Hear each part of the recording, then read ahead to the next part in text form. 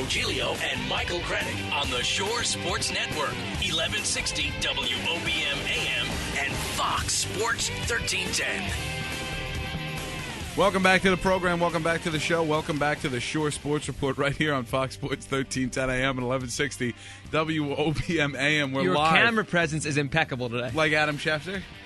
Folded arms. We are live from beautiful sunny Bayville, which is not quite so sunny today, but we are live from the studio nonetheless, having a lot of fun on a jam-packed program. And you know what we usually do around this time on Wednesdays? We talk to our main man, Jay Balls, who was not introduced as such on yesterday's Shore Sports Report. Greg and Dave revealed the man's real name. Now here he is trying to create a persona, trying to be Jay Balls. And what does Jamboree do? He shoots that right in the foot. What an amateur. Yeah, guys, it's all good, though. You know, I love talking to you guys, and you know, we do it properly on the Shore Sports Report on Wednesdays at 3:20. And I always love talking to a couple of guys that are so cool that Ice Cubes put Mike and Joe in their lemonade. There we go. We're back in business here. Jay, good to talk to you today. We heard you on there yesterday with the fill-ins with Dave and Greg, and now you're back in the big leagues here with Joe and Mike. But how about the Phillies right now? 10-8 victors last night over the Marlins. The Bats, they woke up. Yeah, it was a big victory for the Phils last night. Looks like they could be coming out of a 3-week-long slump, and we'll see as they progress this week with 2 more games in this series against the Marlins if they can get one in tonight. Aside from this rain that's going down, but you know, big output from a few guys, some guys that you hadn't been seeing much offense from lately, which was mainly Raul Ibanez, who had a big 4-hit night last night, his first in over a year. And Ben Francisco with a big clutch 2 RBI hit to give the Phils the lead toward the end of the game. And then Brad Lidge came on and nervously got a save and locked down the big win for the Phillies at home. Absolutely, Brad Lidge, you know, surrendering 2 hits, but that's his 3rd save on the year out of 3 chances, keeping his ERA in the ones. He has looked pretty good. I mean, I know, like you said last night, he kind of made everyone's knees knock, but it seems like, I don't know if you've noticed this, that's the closer on Major League Baseball. Very few people, other than like Mariano Rivera, go 1, 2, 3 through the 9th inning. There's always a guy on or 2. Their whips are always a little skewed, but hey, Lidge has gotten 3 saves now on 3 tries. You would know better than I, Jay. How many times did he convert 3 consecutive saves last season? Because it couldn't have been that much.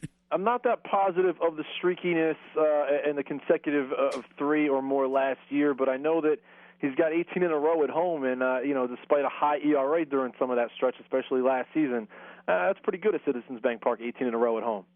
Jay, saw some quotes after the game last night. Jason Wirth's been struggling. He started off so hot. He looked like he was going to break the major league record for doubles probably in the month of May. He's cooled down a little bit, has not hit the ball well, and after the game, reporters kind of alluded to Manuel, maybe this whole contract thing, because he is going to be a free agent after the season, whether it turns out to be good or bad for Jason. Maybe it's in the back of his head, not so much that he's thinking about money, but it could be maybe affecting his play a little bit. And Manuel, paraphrasing here, pretty much said, yeah, I think that would weigh on anyone. Jason Wirth kind of took exception to that and said, no one knows what I'm thinking, no one is in my head. What do you make of this, and do you think this could become a big deal? I don't think it will become a big deal. Charlie's got a great relationship with all of his players, and you know, sometimes, you know, something could be taken out of context, and it seems like more along the lines of what you said, and Charlie was trying to take it easy on that type of topic. But you know, he did, I guess, allude to the impending free agency for Jason Wirth perhaps affecting Wirth's outlook or mainly his performance, and Wirth took issue with that. And you know, you don't blame him for that. If Wirth thinks that every guy in Major League Baseball during a season is going to hit a bad stretch like this, you know, that's on him. A lot of guys think that. A lot of people and analysts in the media think that. So Jason Wirth's slump, you know, after we were talking about him 2-3 weeks ago, setting record numbers, leading the majors in extra base hits and things like that, you didn't expect this out of him. You expected him to keep it rolling. And, you know, he's kind of fallen off with his performance and fallen out of the top 3 in vote getters for National League outfielders in the All-Star game. But, you know, Jason Wirth knows what it takes to get back there, and hopefully he can really follow the lead of some of these other guys that got it popping last night. And, you know, he'll get a start in the next game and get it going. Absolutely. Now, do you think, you know, we've heard a couple people I've actually heard say that they believe Wirth could be signed up by the Phillies during this season. I know Tyrone is a big believer in that he will sign a contract by the after the All-Star break. I don't necessarily agree with that. I think that this is going to go to free agency. But do you think that maybe working on you know, if they are to bring him back, if they are going to go with Jason Wirth next season, you know, expediting the process, making this go a little quicker, take that off his mind might be beneficial to him? Yeah, certainly. That's kind of Ruben Amaro Jr.'s MO. That's Ruben Amaro Jr., the GM of the Phillies, who happened to be at the ballpark yesterday right before you guys arrived. And Ruben's MO is sort of get guys early. He did it with, he exercised Jimmy Rollins' option year for next year before this year even started. He gets guys like Joe Blanton and Shane Victorino early before their contracts are up and extends them. Same with Ryan Howard. So, I would not be surprised by any means if he locked down Jason Worth before the season was over. You don't look at Jason Worth like you've looked at Pat Burrell and Brett Myers over these past couple of years as guys that were signed to too big of a contract and then kind of declined. Jason Worth is at pretty much a bargain price in his current contract and continues to excel despite the recent slump. But he's a guy that puts forth effort over his payment, over his salary, and he's not a Brett Myers, he's not a Pat Burrell, and it would kind of fit in with the GM style of Ruben Amaro Jr. to get this guy before the season was over and not let him walk. We're talking to Jay Balls of PhoulBallz.com, PH on the front and a Z on the end, best Phillies blogger on the internet. Jay, the last couple of years the Phillies have dominated this division really on the backbone of their farm system and the fruits of that farm system. Utley, Howard, Rollins, they all came through at Hamels over the years. It looks like now the division is starting to catch on to the way to do things around here. We've talked before about Ike Davis and Pelfrey and Jason Hayward, the phenoms and the young players on the Mets and the Braves.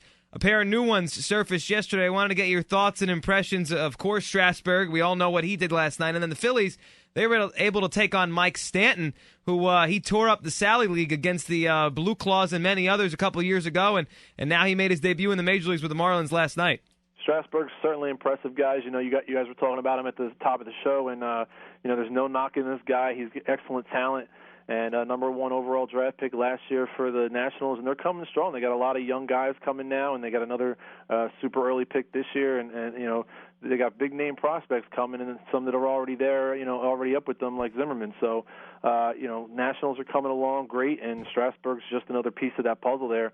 They're going to get those guys to become contenders down there in the Mid-Atlantic region. And Mike Stanton, a guy I have not seen much. I've only read about him. I'm looking forward to seeing this guy. Like I said, we were talking on the station yesterday live from First Energy Park. I was down there checking out some Blue Claws minor league action yesterday. Then, of course, had the wedding anniversary with Mrs. Balls, and I kind of didn't get to watch any of Mike Stanton on the Comcast Sportsnet last night, but I'll be checking him out and kind of seeing how that guy progresses too. But a lot of people are excited about him, and that's you got one great pitching prospect coming up yesterday. You got one great offensive prospect coming up, and this division's filling out with a lot of great prospects, like you said, with the Mets and these other guys.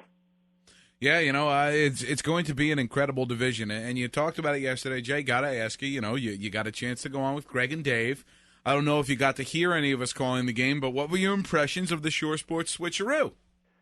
It was pretty exciting. I hear that there's potentially going to be another one later in the summer. I'm looking forward to that and getting to take part in perhaps both ends of it. But it was pretty fun. I think for all the listeners yesterday, everybody around the ballpark, you got to see Greg out there on the concourse with Dave and his sniffles, and then you guys on the airwaves last night. I did get to listen to some later innings, and unfortunately that wasn't the best part of the game to listen to because the Greensboro Grasshoppers and your boy Stone Cold Chase Austin took the Blue Claws down and kept them from tying the Hickory Crawdads for the division lead and trying to get that top spot and clinch a playoff spot at the midseason point like the Blue Claws are doing. Hold on. Yeah.